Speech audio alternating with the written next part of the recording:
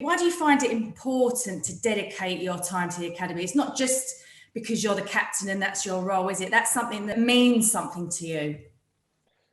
To be honest, B, it's because I've been there and I've seen it, and I know the impact it has on young players, and it had on myself speaking to senior pros, and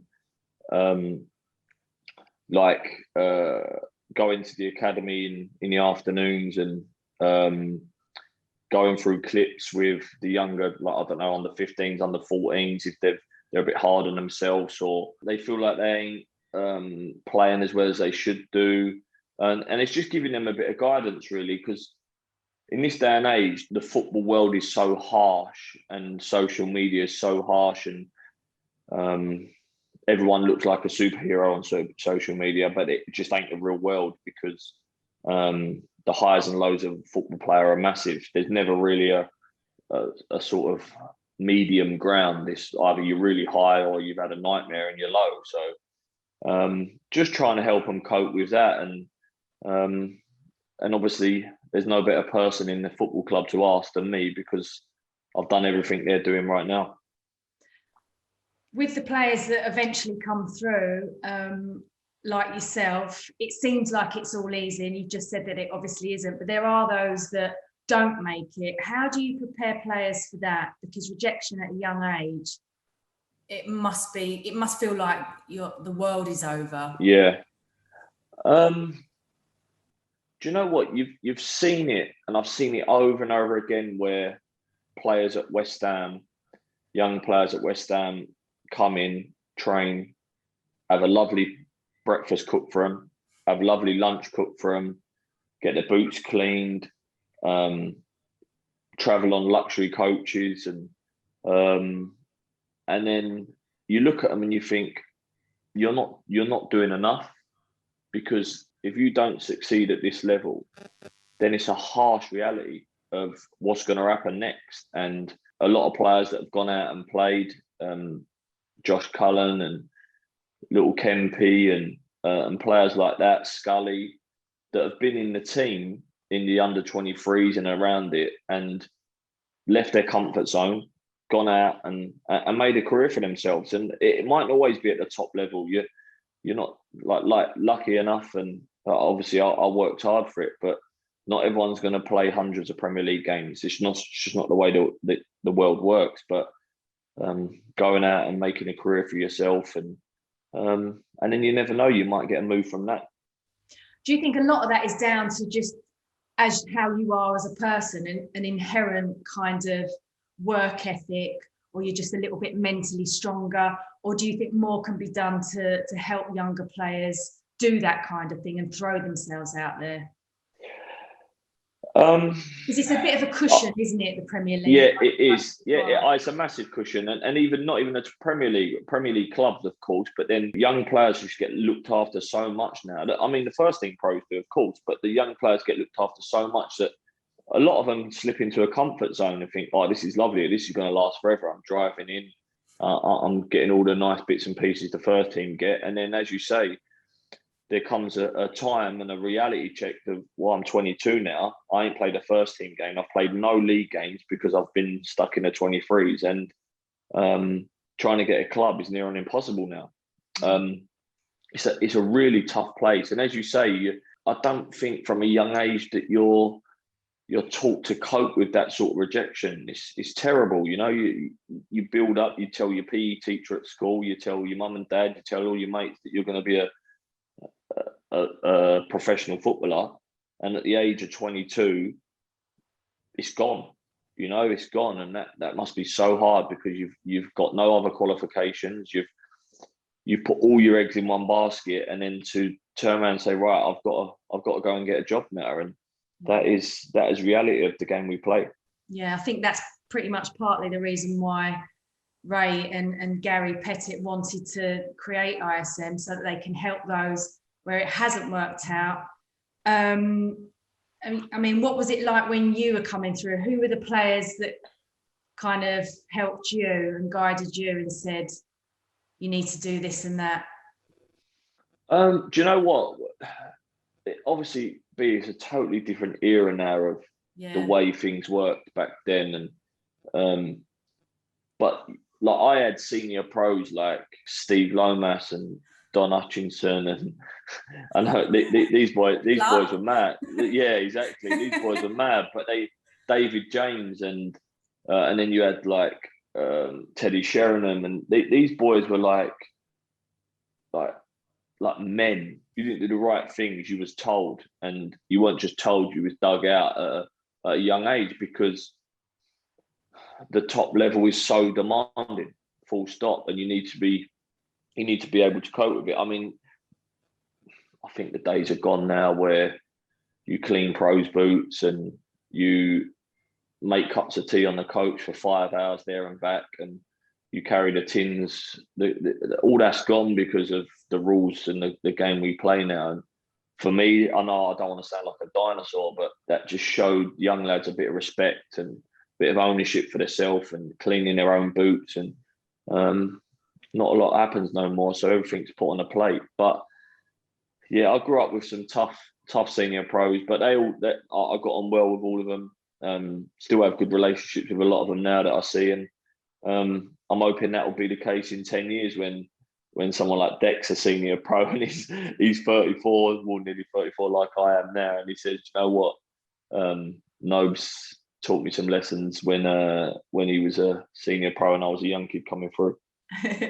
Yeah, I mean, a dinosaur in football years, but he's still a young man, don't worry. Yeah, don't feel it.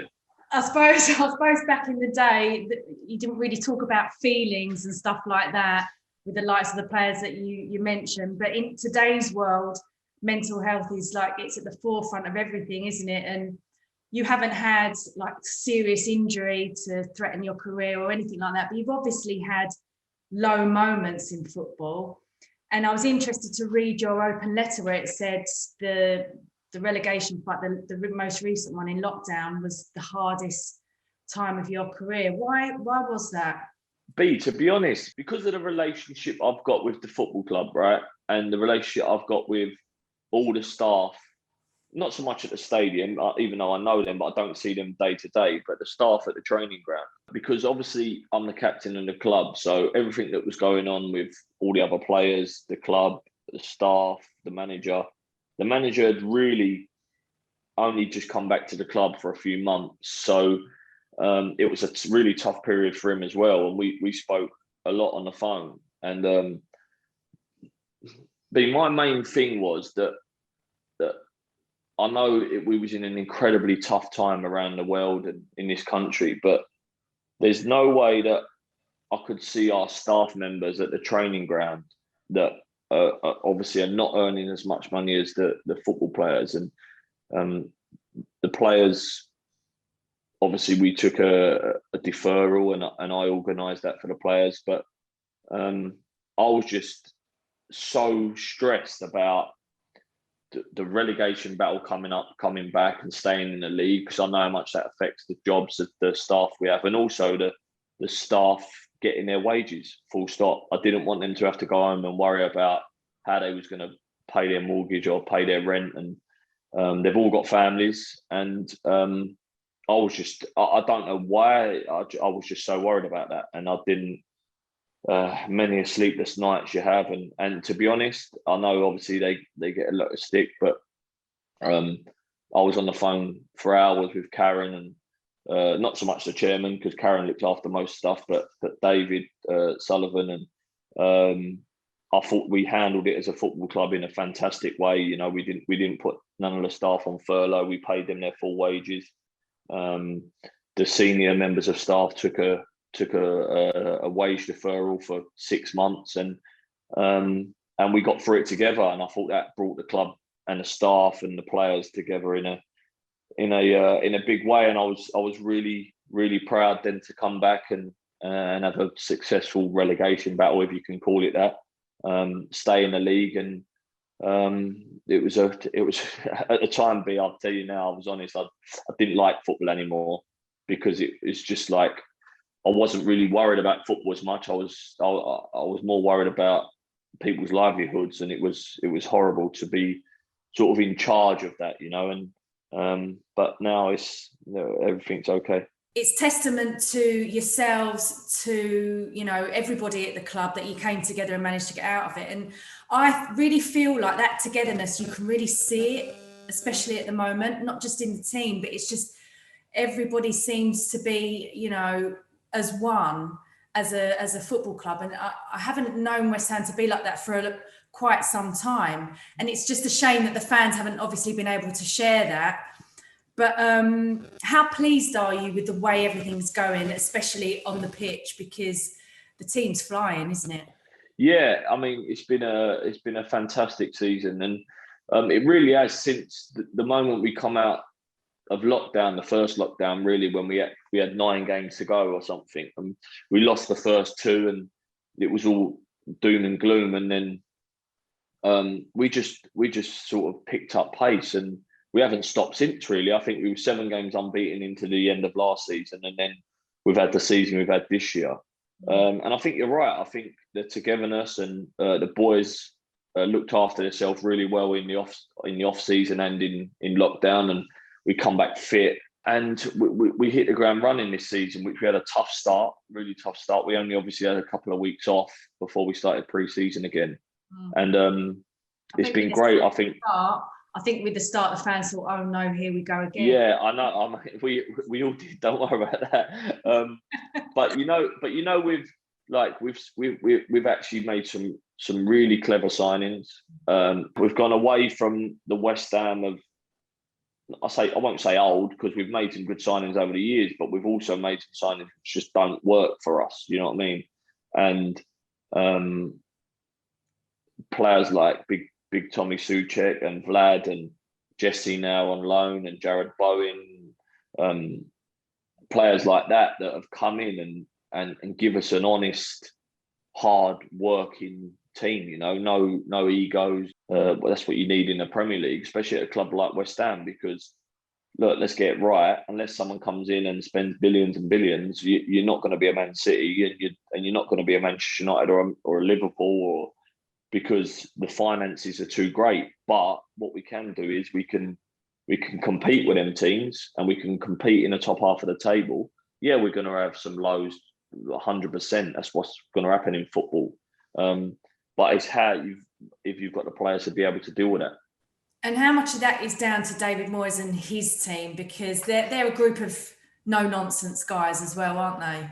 Yeah, the gaffer's been great. Like I said, from when we got him back, I went and met him at the stadium when he was first appointed, and we've got a great relationship, me and the boss, and we believe in the same things, the way the game should be played, with hard work and intensity. And I said to him when he come back, like, obviously I'm nearly 34. You've known me since I was a young pup, and time catches up on you, and you're not the player. Mentally you probably are, but as in athletically you're not. It's just the way the world works. And I said to myself, if I'm not playing in the team, I'm not gonna chuck my toys out the pram and say I want to play and all that, because I'm too old for all that. West Ham winning for me, I know a lot of players say it and you think, yeah, all right, but West Ham winning for me makes my life a lot easier, let me tell you. It makes me a lot happier. I go in a petrol station and go to Lenny's Footy, and go in the cafe at the top of the road, or go in a coffee shop, and it's not like, oh, Mark, what's going on over there? Come on, do you know what I mean? It's all positive stuff, and it just makes my life a lot easier. So, yeah, one more year of that, and then you can go on holiday and enjoy yourself. Well, I mean, you still will only be, what, 35? But 35, yeah. Because you didn't say you were hanging up your boots, you just said you wouldn't be a first team player anymore. But is that going to be you hanging up your boots? You're not going to play for someone? I think I'm not going to play for someone else unless something drastic happens, and it won't be in this country anyway. That's for sure. I don't think. Well, I don't want to play for another team, and do you know what, B? I'm always going to be involved with West Ham, and I'd love to be in a position where I can help out the football club, have an important role there, where I can try and make the club better in a way, and Hopefully, I can do that. Whether that's going to happen or not, I don't know. Obviously, I'll have to speak with the owners and Karen. But yeah, I mean, look, my kids still go to school here. Lenny's in the academy. It's not like I'm just going to hang up my boots and fly around the world and enjoy myself. That's not the case. And I think West Ham's always going to be with me. And when I finish playing, I'd still like to be able to do something within the club. Yeah, I'm pretty sure you will. I mean, nobody wants more for the club than you do. You want the best for West Ham, and I think you'd be great there, absolutely. I mean, with Lenny in the academy, that must be really nice. I mean, what's the dream? Eventually, you're the manager, he's the club captain. Can you imagine my household if that happens? Oh my God, it'd be a disaster. But in all honesty, I just want him to enjoy his football. You know, like I was very lucky enough to play and captain the team that I supported as a kid and grew up around the corner. So that in its own right, that's a miracle. You know what I mean? When you think about it, the games I've played for the club, and for Lenny now, I just want him to go and enjoy his football and enjoy playing with his mates and learning West Ham the way it should be learned. You know, not just as a player, but as a person, and coming out, as I said, coming out the academy, not just with you might not make it as a footballer, but the club makes you a better person for that and gives you a set of tools to go and do what you do after football. So yeah, if that happens, it'll be a dream come true. But it's a long way to go yet for him.